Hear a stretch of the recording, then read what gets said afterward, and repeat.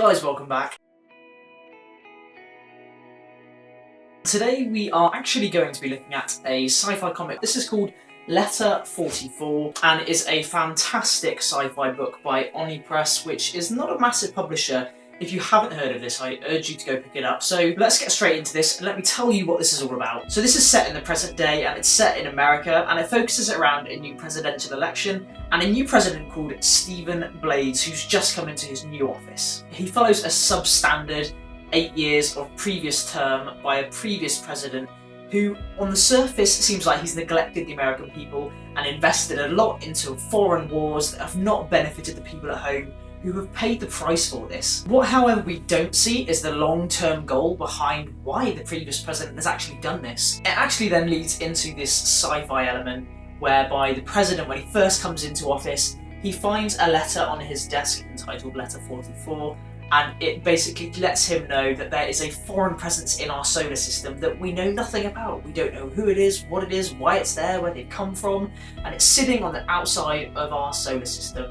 Now, the letter itself explains what the previous president has done and tries to justify why he's gone about and handled things the way he has, which the new president doesn't necessarily agree with and has a hard time getting around what is going on in this situation. Nonetheless, of course, the president takes this in his stride and tries to go about this the best he can and putting on his own twist on how things should be run. Now, I want to just highlight who writes this and who actually does the art for the comic. It's written by Charles Soule and art by Alberto Albuquerque. The art and the storyline, I feel, actually marry up pretty well in the comic. Now, it has a digital art style, I feel, where the lines are relatively smooth, the colouring matches that quite well as well, and I feel this actually fits the comic really well with its kind of sci-fi setting in space. I do feel things need to be quite crisp and precise, and I really feel that this does that justice.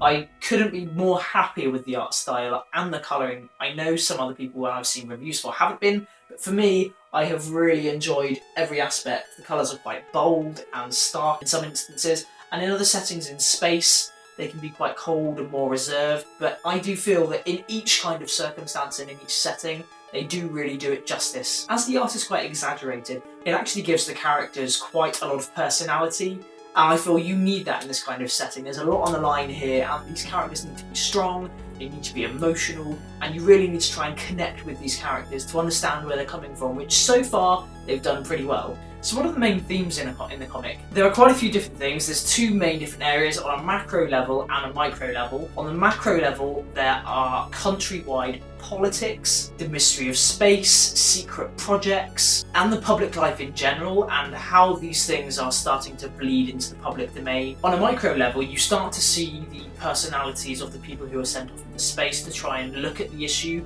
with these beings or aliens or whatever they are.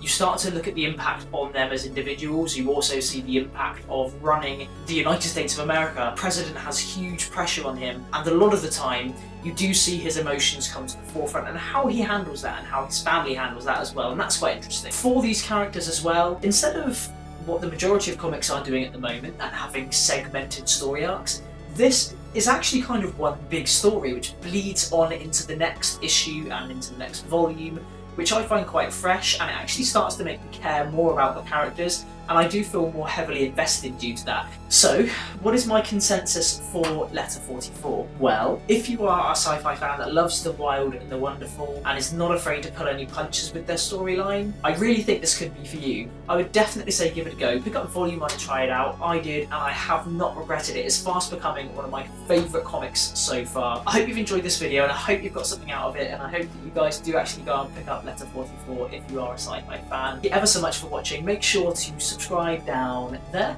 and make sure to thumbs up if you like the video. Thank you ever so much for watching, and make sure to comment. My name's Ezra, and I'll speak to you guys soon. Bye bye.